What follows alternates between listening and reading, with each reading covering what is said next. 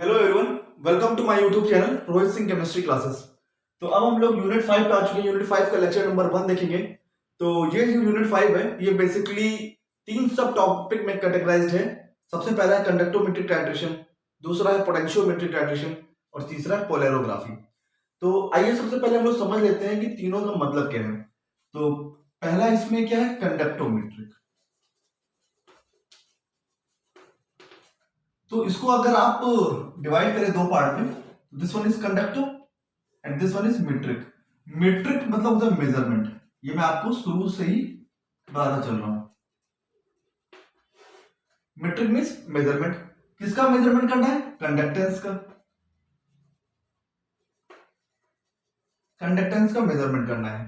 तो आप सपोज करिए कि कोई एक इलेक्ट्रोलाइटिक सोल्यूशन है या सेल है, ठीक है। यहां पे दो इलेक्ट्रोड लगे हुए हैं, ये दिस वन और ये दिस वन, ठीक है। सपोज करिए ये आपका नेगेटिव इलेक्ट्रोड है और ये आपका पॉजिटिव इलेक्ट्रोड है, ठीक है। ये उल्टा कर सकते हैं, इसको पॉजिटिव मान लीजिए या इसको नेगेटिव मान लीजिए, ठीक है। और ये जो सोल्यूशन यहाँ पे सोल्यूशन में देखा है, ठीक है। और ये जो सोल्यूशन है ये AB है। सोल्यूशन कैसा इलेक्ट्रोलाइट है? ये AB इलेक्ट्रोलाइट का सोल्यूशन है। तो AB इलेक्ट्रोलाइट जब करंट पास होगी तो it will ionize into A plus and B minus, A plus and B minus. तो अब देखिए कंडक्टेंस मींस होता है कि आयंस का मूवमेंट टुवर्ड्स अपोजिट इलेक्ट्रोड। तो पॉजिटिव, जो पॉजिटिव आयन है ये किधर मूव करेगा? नेगेटिव इलेक्ट्रोड की तरफ। पॉजिटिव आयन ये मूव करेगा नेगेटिव इलेक्ट्रोड की तरफ, और जो नेगेटिव आयन है B माइनस ये मूव करेगा टुवर्ड्स पॉजिटिव इलेक्ट्रोड। अब पॉजिटिव आयन को, यानी कि अगर हम बोले पॉजिटिव आयन को बोलते हैं कैटायन, और जो नेगेटिव आयन है उसे बोलेंगे एनायन। तो कैटायन जिधर मूव करेगा उसे बोलेंगे कैथोड, यानी कैटायन कहां मूव कर रहा है? नेगेटिव इलेक्ट्रोड की तरफ। तो नेगेटिव इलेक्ट्रोड यानी कि नेगेटिव इलेक्ट्रोड इसको बोलेंगे कैथोड। क्यों? क्योंकि यहां पे कैटायन क्या कर रहा है? मूव कर रहा है। और एनायन की तरफ मूव कर रहा है टुवर्ड, यानी opposite electrode, that is positive electrode. Positive electrode तो इसे बोलेंगे, अभी आपका कैथोड हो गया तो ये क्या रहेगा? एनोड। तो यानी कि जो आयंस की मोबिलिटी है, यानी आयंस कैसे मूव कर रहा है towards the electrode, this is called conductance. यानी कि कंडक्टेंस को हम बोल सकते हैं directly proportional to the mobility of ions towards electrode.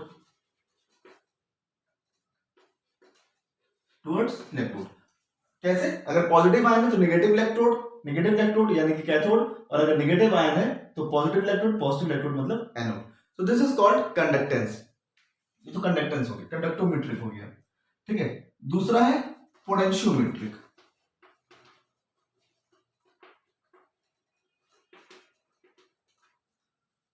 ठीक है, तो पोटेंशियोमेट्रिक को अगर आप डिवाइड कर रहे हैं तो that will become potential. Metric mean measurement.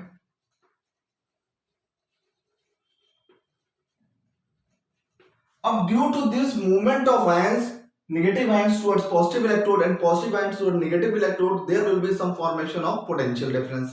तो नेगेटिव इलेक्ट्रोड और पॉजिटिव इलेक्ट्रोड में क्या होगा? कुछ पोटेंशियल डिफरेंस क्या होगा? क्रिएट होगा। तो जो भी कंसंट्रेशन ऑफ सोल्यूशन है, अब टाइट्रेशन में हम लोग क्या करते हैं? ब्यूरेट से कुछ ना कुछ टाइट्रेंट ऐड करते हैं, जिसकी वजह से क्या होता है? ईएमएफ में चेंज होता है, और ईएमएफ में जो चेंज हो रहा है due to the addition of titrant या due to the change in concentration of solution. तो जैसे जैसे सोल्यूशन का कंसंट्रेशन चेंज होगा तो पोटेंशियल क्या होगा? चेंज होगा। तो जो भी आप ग्राफ बनाएंगे, यानी कि यहां पे जो आप ग्राफ कंडक्टोमेट्री में जब आप ग्राफ बना रहे थे तो यहां बना रहे थे वॉल्यूम ऑफ टाइट्रेंट, यानी जो प्यूरेट में है टाइट्रेंट, और कंडक्टिविटी, ठीक है। तो कुछ ग्राफ आएगा लाइक दिस वन, और यहां पर जब आप ग्राफ बनाएंगे यानी कि नीचे तो सेम रहेगा वॉल्यूम ऑफ टाइट्रेंट। अब यहां पे कंडक्टिविटी की जगह हम यहां क्या लेंगे? पोटेंशियल डिफरेंस, यानी डेल्टा V। ठीक है, या आप बोल सकते हैं ईएमएफ, इलेक्ट्रोमोटिव फोर्स। तो ये जो पोटेंशियल है ये रिकॉर्ड करेंगे। तो सपोज करिए कुछ सिग्मॉइड टाइप का आपका पोटेंशियल आया।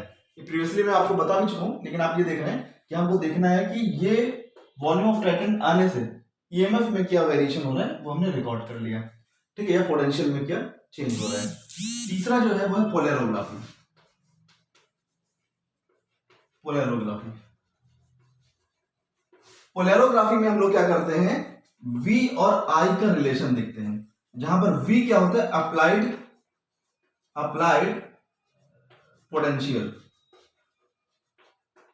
ठीक है, और I क्या है, करंट प्रोड्यूस्ड। तो आपने कितना पोटेंशियल अप्लाई किया उसकी वजह से करंट में क्या वेरिएशन आया, ये हम देखते हैं पोलैरोग्राफी में। आपके दो इलेक्ट्रोड होते हैं, एक इलेक्ट्रोड होता है पोलराइजेबल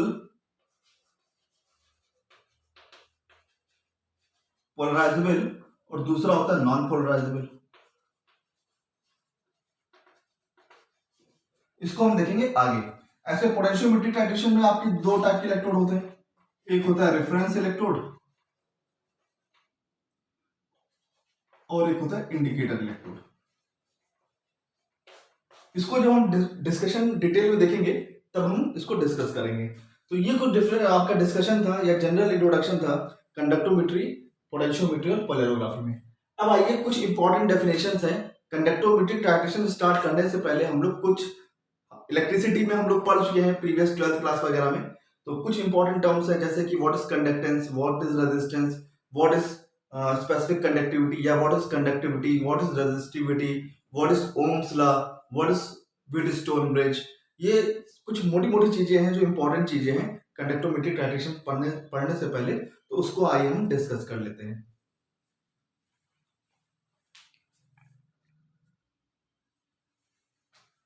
तो ये कुछ बेसिक टर्म्स हैं जो हमको डिस्कस करना है कंडक्टोमेट्रिक टाइट्रेशन स्टार्ट करने से पहले। तो ये सारा इंट्रोडक्शन पार्ट में ही आएगा। तो सबसे पहले हम डिस्कस करेंगे ohms law.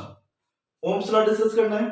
What is conductance, resistance और कंडक्टेंस में क्या रिलेशन है, व्हाट इज स्पेसिफिक रेजिस्टेंस, इसको कंडक्टेंस को हम कैपिटल सी से और रेजिस्टेंस यानी कि बीच में अगर एक और वर्ड लिख दें रेजिस्टेंस, इसको कैपिटल आर से, स्पेसिफिक रेजिस्टेंस को रो से, स्पेसिफिक कंडक्टेंस को कप्पा से, कप्पा, इक्विवेलेंट कंडक्टेंस, ठीक है, ये हो जाएगा delta EQ and this one will delta M,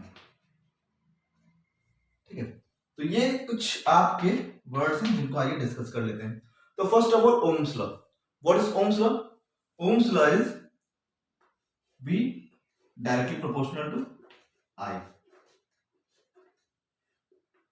किसी भी सर्किट में, किसी भी सॉल्यूशन में अगर आप पोटेंशियल क्या करते हैं, बढ़ाते हैं, if you will change the potential there will be the change of current flow. यानी कि whenever you increase the potential there will be increase in current production. और अगर आप पोटेंशियल घटा रहे हैं तो करंट फ्लो क्या हो जाएगा, घट जाएगा। Means potential is directly proportional to I। अब सपोज करिए कि यहां पे एक रेजिस्टर लगा रखा है, ठीक है, इसको बैटरी से जोड़ रखा है, इसका कुछ आपका पोटेंशियल है, ठीक है। तो यहां पे कुछ करंट फ्लो होगा I, या आप इसको कैपिटल I मान लें, और यहां पे क्या है, रेजिस्टर। तो ये जब करंट फ्लो होगा तो रेजिस्टर का काम क्या होता है, इस करंट में थोड़ा सा चेक लगाना या इसको थोड़ा सा कंट्रोल करना। तो देखिए यहां क्या रूल आ रहा है, जब प्रोपोर्शनलिटी साइन हटेगा तो एक कांस्टेंट आएगा दैट इज R, और ये आपका I। यानी आप देख पा रहे हैं अगर पोटेंशियल कांस्टेंट है, अगर इस पोटेंशियल को हम क्या रखें, इसको अगर हम कांस्टेंट कर दें, जैसे यहां देखिए एक V पोटेंशियल है, ये कांस्टेंट है, इसको हमने क्या कर दिया, कांस्टेंट कर दिया, तो क्या होगा, the product of R into I is equal to constant, constant हो जाएगा। तो I इनवर्सली प्रोपोर्शनल यानी I is equal to constant upon R, that means I inversely proportional to R।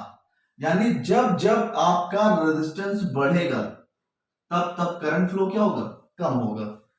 ठीक है, यानी कि रेजिस्टेंस बढ़ाने से करंट का फ्लो क्या हो जाता है, कम हो जाता है। और आर जो है ये कंडक्टेंस का क्या है, इनवर्सली प्रोपोर्शनल है, यानी that is directly proportional to C. ठीक है, क्योंकि हमको पता है जो कंडक्टेंस है C is inversely proportional to 1/r। तो देखिए अब ये इसके क्या है, इनवर्सली प्रोपोर्शनल है, यानी कि आई बढ़ा कंडक्टेंस बढ़ाने से, जब कंडक्टेंस बढ़ता है तो करंट का फ्लो बढ़ता है। करंट का फ्लो बढ़ता है मतलब the movement of ions towards electrode क्या होते हैं, बढ़ते हैं। जब आयंस बढ़ेंगे उनका कंडक्शन बढ़ेगा तो करंट फ्लो बढ़ेगा, करंट फ्लो बढ़ेगा तो रेजिस्टेंस अब क्या हो जाएगा, डिक्रीज हो जाएगा।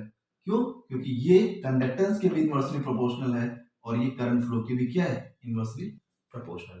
तो यहां से आप ये देख पा रहे हैं जो कंडक्टेंस है वो क्या है, the reciprocal of resistance, the reciprocal of resistance. तो ये तो हमने देख लिया कंडक्टेंस। अब आइए आगे बढ़ते हैं, स्पेसिफिक रेजिस्टेंस और स्पेसिफिक कंडक्टेंस का क्या रिलेशन है। तो जैसे आपने देखा कि कंडक्टेंस इनवर्सली प्रोपोर्शनल किसके, रेजिस्टेंस के, या रेजिस्टेंस इनवर्सली प्रोपोर्शनल है कंडक्टेंस के। आप बोल सकते हैं यानी कि R inversely proportional to 1/c, या बोलिए इसको इधर उल्टा करिए यानी C inversely proportional to 1/R। दोनों टर्म एक ही जैसा, यानी कि दोनों एक दूसरे के क्या है, इनवर्स है। यानी जब जब कंडक्टेंस बढ़ेगा तब तब रेजिस्टेंस क्या होगा, घटेगा। तो वैसे रिलेशन आपका यहां पे भी है, यानी जो कंडक्टिविटी होता है, कंडक्टिविटी जो होती है ये भी इनवर्सली प्रोपोर्शनल होती है किसकी, रेजिस्टिविटी के। ये भी एक दूसरे के इनवर्सली प्रोपोर्शनल है। तो पहले हम लोग स्पेसिफिक रेजिस्टेंस या रेजिस्टिविटी देख लेते हैं, उसके बाद हम स्पेसिफिक कंडक्टेंस या कंडक्टिविटी देखेंगे। तो अब आइए आगे बढ़ते हैं, स्पेसिफिक रेजिस्टेंस और स्पेसिफिक कंडक्टेंस या रेजिस्टिविटी या कंडक्टिविटी। तो सबसे पहले आइए देखते हैं स्पेसिफिक रेजिस्टेंस। सपोज करिए एक वायर है, वायर, ठीक है, of length L, having cross sectional area that is A। ठीक है, एक कोई वायर है जिसकी लेंथ L है और उसका एरिया कितना है, पाई r square that is A। अब यहां से अगर आप रेजिस्टेंस मेजर करेंगे तो रेजिस्टेंस जो होता है वो लेंथ के डायरेक्टली प्रोपोर्शनल है, यानी रेजिस्टेंस है ये लेंथ के डायरेक्टली प्रोपोर्शनल है, और रेजिस्टेंस एरिया के यानी एरिया ऑफ वायर के क्या है, इनवर्सली प्रोपोर्शनल है। इन दोनों को कंबाइन करेंगे तो R directly proportional to L upon A। ठीक है, और जब ये कांस्टेंट हटेगा तो R इज इक्वल टू एक कांस्टेंट आएगा दैट इज रो, इसी को बोलते हैं resistivity, rho L upon A। तो ये तो हो गया resistance, resistance offered by this wire. तो इसकी रेजिस्टिविटी कितनी होगी, तो resistivity will be rho equals to, ये A इधर जाएगा यानी R A by L। So this one will be a specific resistance या resistivity, specific resistance या resistivity। ठीक है, तो ये तो आपने देख निकाल लिया स्पेसिफिक रेजिस्टेंस। अब स्पेसिफिक कंडक्टेंस क्या होगा, यानी रेसिप्रोकल ऑफ स्पेसिफिक रेजिस्टेंस। तो अगर आप इसको सिग्मा मान लें, सिग्मा या कभी कभी और कप्पा जो भी मान लेते हैं, हम इसको सिग्मा मान लेते हैं, ये स्पेसिफिक क्या है, कंडक्टेंस है। This one is a specific conductance, specific conductance. और ये किसके रेसिप्रोकल होता है, जैसे आपका कंडक्टेंस रेसिप्रोकल होता है रेजिस्टेंस के, वैसे स्पेसिफिक कंडक्टेंस रेसिप्रोकल होता है, स्पेसिफिक कंडक्टेंस रेसिप्रोकल होता है स्पेसिफिक रेजिस्टेंस का, यानी 1 अपॉन रो, 1 अपॉन रो। अब रो की वैल्यू यहां से पुट कर दीजिए तो क्या हो जाएगा, सिग्मा इक्वल्स टू 1 अपॉन ये हो गया R, ठीक है, A by L, this one. तो ये हो गया आपका स्पेसिफिक कंडक्टेंस। अब देखिए इसको यहां ऊपर लिख दे रहे हैं, इस इक्वेशन को, स्पेसिफिक कंडक्टेंस या और कंडक्टिविटी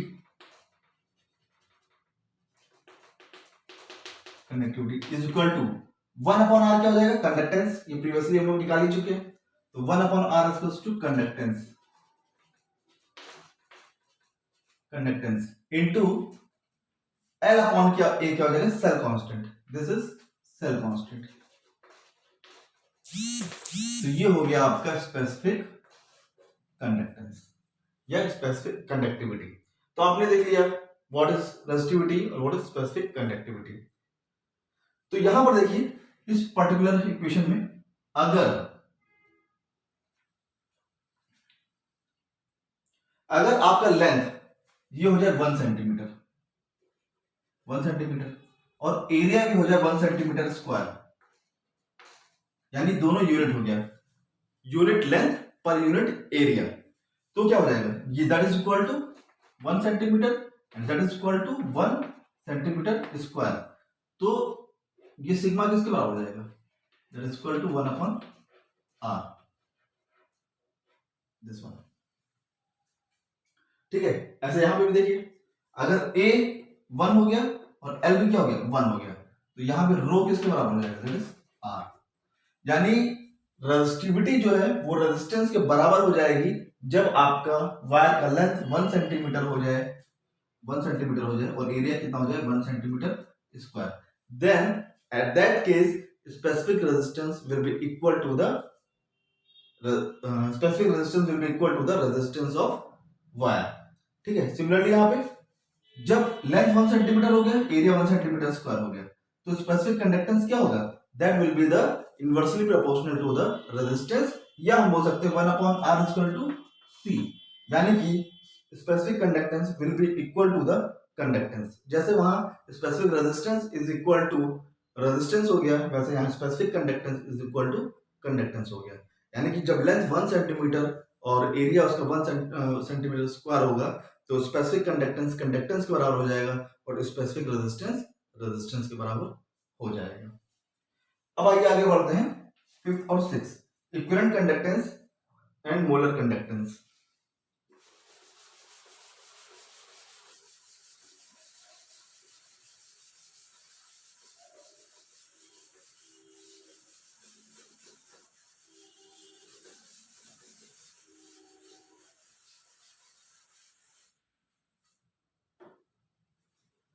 अब सपोज करिए ये आपका कंडक्टिविटी सेल है, ठीक है, यहां पे 2 इलेक्ट्रोड है,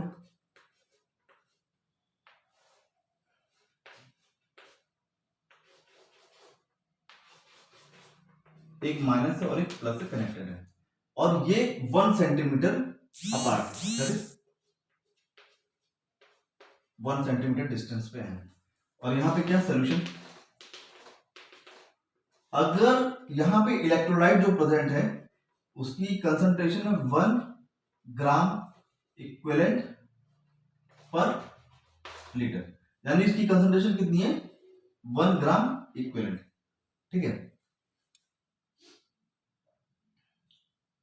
तो इस केस में क्या होगा, दिस वन इक्विवेलेंट कंडक्टेंस। तो equivalent conductance is defined as when 1 gram equivalent solute is present, solute या हम बोल सकते हैं electrolyte present in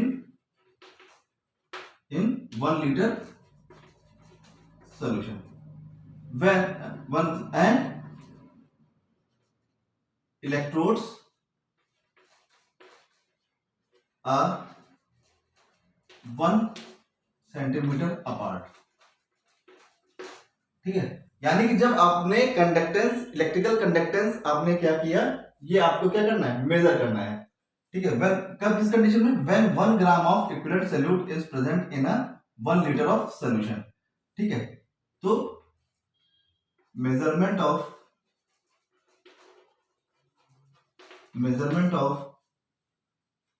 conductance will be equivalent conductance. ठीक है, कहने का मतलब है कि अगर सोल्यूशन आपका, इसकी आपकी जो कंसंट्रेशन है वो 1 नॉर्मल है, या हम बोल सकते हैं 1 ग्राम इक्विवेलेंट सोल्यूट प्रेजेंट है, ठीक है, उस कंडीशन में जो इसकी कंडक्टेंस होगी उसको हम बोलेंगे इक्विवेलेंट कंडक्टेंस। लेकिन अगर यही सोल्यूशन 1 ग्राम इक्विवेलेंट के बजाय ये कितना हो जाए, 1 मोल हो जाए, 1 मोल ऑफ सोल्यूट, यानी कि जब 1 ग्राम इक्विवेलेंट है तब वो बन जाएगा इक्विवेलेंट कंडक्टेंस, क्योंकि वहां सोल्यूशन जनरली 1 नॉर्मल है। और जब ये 1 ग्राम इक्विवेलेंट कन्वर्ट हो जाएगा 1 मोल में, तब ये कंडक्टेंस बन जाएगा मोलर कंडक्टेंस। यानी अब यहाँ पे सपोज आपने 1 ग्राम इक्विवेलेंट को क्या कर लिया, चेंज कर लिया, और इस यहाँ पे रख दिया आपने 1 मोल, 1 मोल ऑफ सोल्यूट या 1 मोल ऑफ इलेक्ट्रोलाइट। ठीक है, then the conductance produced is called as, instead of equivalent it will be called as molar conductance। ठीक है, इक्विवेलेंट कंडक्टेंस ये हो गया और मोलर कंडक्टेंस ये हो गया। बेसिकली यही है कि जो आपका इलेक्ट्रोड है अगर वो 1 सेंटीमीटर अपार्ट है, एनोड और कैथोड, और उसमें प्रेजेंट सॉल्यूशन में अगर इलेक्ट्रोलाइट की कंसंट्रेशन 1 ग्राम इक्विवेलेंट है, तो जो कंडक्टेंस प्रोड्यूस होगा वो हो जाएगा इक्विवेलेंट कंडक्टेंस। लेकिन अगर आपके उस सॉल्यूशन में 1 ग्राम इलेक्ट्रोलाइट के बजाय 1 मोलर सॉल्यूशन है या 1 मोल इलेक्ट्रोलाइट प्रेजेंट है, तब जो कंडक्टेंस प्रोड्यूस होगा उसे बोलेंगे मोलर कंडक्टेंस। तो ये हो गया आपको कुछ जनरल टर्म्स एंड डेफिनेशंस। अब आगे हम लोग बढ़ते हैं व्हीटस्टोन ब्रिज पे। अब आगे हम लोग देखते हैं, एक ये आपका सर्किट डायग्राम बना हुआ है, ठीक है। तो यहां पे कंडीशन क्या होता है कि एक condition Wheatstone bridge, Wheatstone bridge क्या कहता है कि अगर resistance of P upon Q is equal to the resistance of R upon S, यानी कि जो P और Q का जो रेशियो है, P अपॉन Q, ये अगर बराबर हो जाए R अपॉन S के, P अपॉन Q किसके बराबर हो जाए, R अपॉन S के, तो क्या होगा कि ये जो गैल्वेनोमीटर है इसके अंदर कोई भी डिफ्लेक्शन नहीं होगा। इसका मतलब इस सर्किट में कोई भी करंट फ्लो नहीं होगी। सपोज जैसे ये है बैटरी, यहां से I आ रही है, ठीक है, ये आगे आएगी तो यहां पे I1 और I2 में ब्रेक कर जाएगी, फिर आगे I1 इधर नहीं जाएगा, इधर पूरा I1 घूम जाएगा और I2 इधर घूम जाएगा, और फिर I1 और I2 मिलके फिर से क्या बना लेंगे, I, और ये I करंट वापस आ जाएगी। यानी यहां पे गैल्वेनोमीटर में कोई डिफ्लेक्शन नहीं होगा इस कंडीशन में। तो ये देखिए जो P है, P और Q जो है ये आपका नोन रेजिस्टेंस है। ये क्या है, नोन रेजिस्टेंस, ये रेजिस्टेंस आपका नोन है, ठीक है। और ये रेजिस्टेंस आपने बॉक्स से सिलेक्ट किया है, यानी रेजिस्टेंस बॉक्स से आपने एक पर्टिकुलर रेजिस्टेंस सिलेक्ट कर लिया है। आपको फाइंड आउट क्या करना है, S, यानी ये आपका क्या है, कंसंट्रेशन ऑफ सैंपल यानी सॉल्यूशन का। तो यहां पे आपको क्या निकालना है, resistance of solution, resistance of solution, ठीक है। तो सपोज ये A है, ये B है, ये C है और ये B है, ऐसे। तो P क्या है, रेजिस्टेंस ऑफ AC, तो यहां लिखेंगे resistance of AC upon Q क्या है, resistance of BC, resistance of BC, और ये दोनों क्या है, नोन है,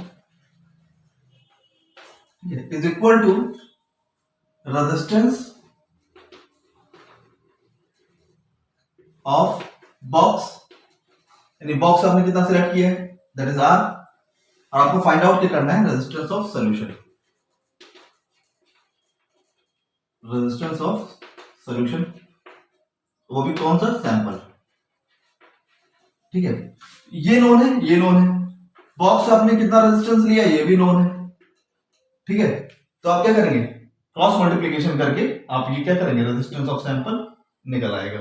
यानी कि सपोज आपको रेजिस्टेंस ऑफ S निकालना है तो ये क्या हो जाएगा, resistance of S will be, ठीक है, क्यू आर अपॉन पी, यानी क्यू आर अपॉन पी, ठीक है। क्यू क्या था? रेजिस्टेंस ऑफ एसी, आर क्या था? Resistance box divided by resistance of BC. सारी वैल्यूज पुट कर देंगे तो आपको सैंपल का रेजिस्टेंस मिल जाएगा। और एक बार आपने रेजिस्टेंस ऑफ सैंपल निकाल लिया, रेजिस्टेंस ऑफ सैंपल आपने क्या कर लिया? फाइंड आउट कर लिया।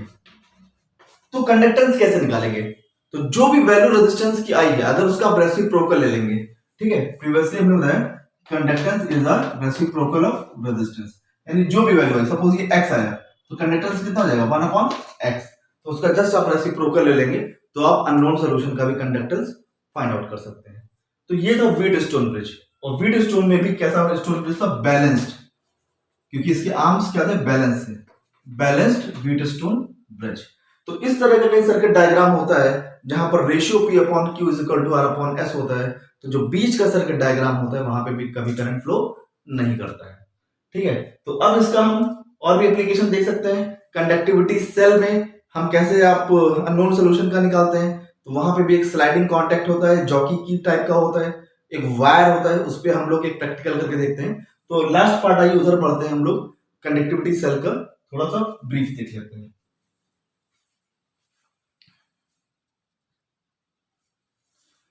तो ये आपके सामने कंडक्टिविटी सेल का एक डायग्राम है, जिसमें हमें करना क्या है कि सैंपल का कंडक्टेंस मेजर करना है, यानी कि यहां पे सैंपल है,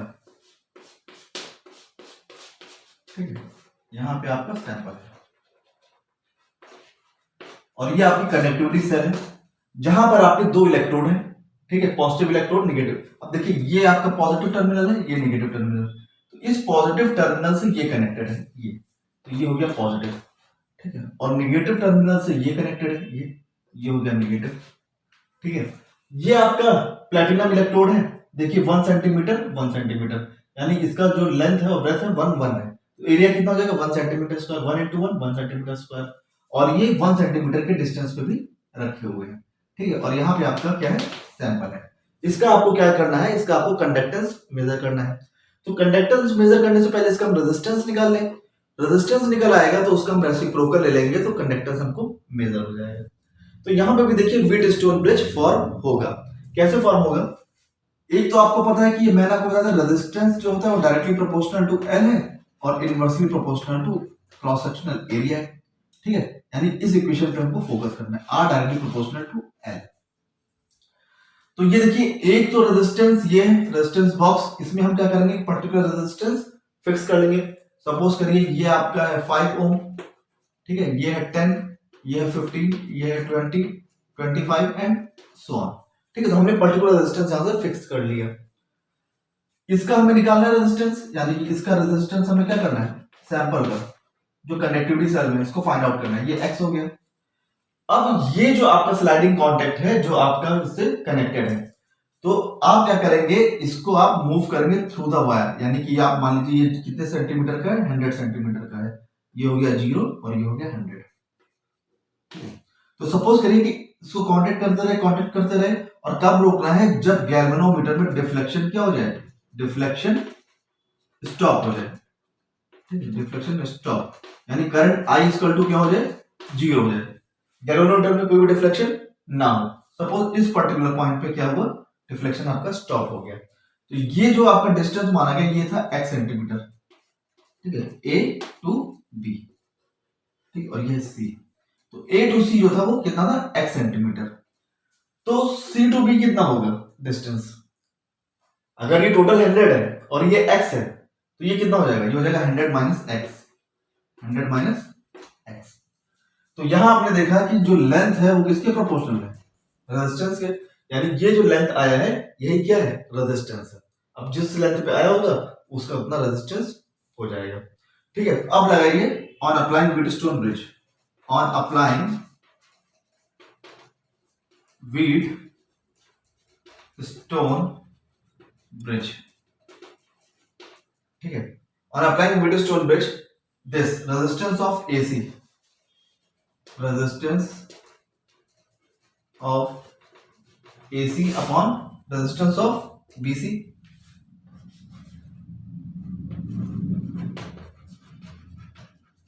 resistance of BC, that is equal to resistance box